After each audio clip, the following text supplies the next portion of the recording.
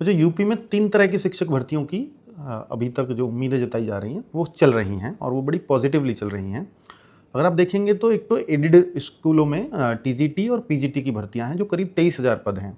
इसका आयोग को ऑफलाइन विवरण तो दे दिया है, लेकिन आयोग ने जो है अपना ऑनलाइन पोर्टल बनाया है, तो उन्होंने उसको बोला है कि ये ऑनलाइन पोर्टल पर आप भेजिए, विभाग को ही बोल दिया गया है और अब ऑनलाइन अपलोड होना शुरू हो गया है। तो बहुत जल्द उम्मीद ये लग रही है कि शायद जुलाई तक इसके फॉर्म आ जाएंगे एडेड स्कूलों के।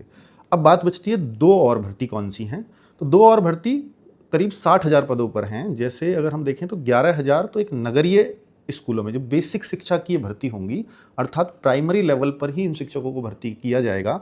2018 के बाद कोई भर्ती प्राइमरी लेवल पे नहीं आई।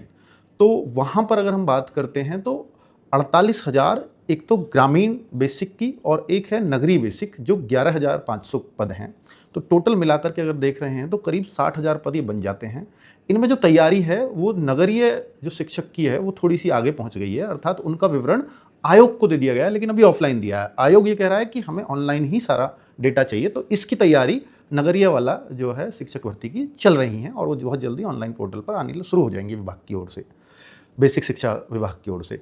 अब बात है कि सर ये 48,000 की जो बात है इसके लिए तो लगातार मंत्री जी भी मना करते रहे हैं विधानसभाओं में उनका, तो ये क्या अब संभव है? बिल्कुल ये उसके बाद की अपडेशन है बच्चों, क्योंकि उससे पहले तक ये बिल्कुल ही सिरे से खारिज कर रहे थे, लेकिन अब इन पदों की उम्मीद बन गई है और ग्रामीण शिक्षकों की यानी बेसिक शिक्षा में ही प्राइमरी शिक्षकों की 48,000 भर्तियां का रास्ता साफ हो गया है और ये क्लैरिटी आ चुकी है कि 48,000 पदों के लिए जो है अधियाचन मांगा गया है और अधियाचन भेजने की तैयारी भी अब बेसिक शिक्षा विभाग से चल रही है।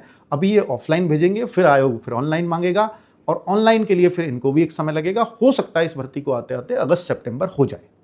हालांकि ये क्या 2 फेज में आएगी, 48,000 अलग और 11,000 अलग? हाँ, ये भी संभव हो सकता है कि नगरीय वाली अलग से भर्ती हो और 48,000 जो ग्रामीण वाली है ये अलग से भर्ती हो। तो ये संभव है, ये संभावनाएं हैं। फिलहाल इस आज की अपडेट के अनुसार यही सब जो चीज़ें लग रही हैं, तो उसकी अपडेशन मैंने आपको पूरी तरह से क्लियर करने की कोशिश की है। Thank you.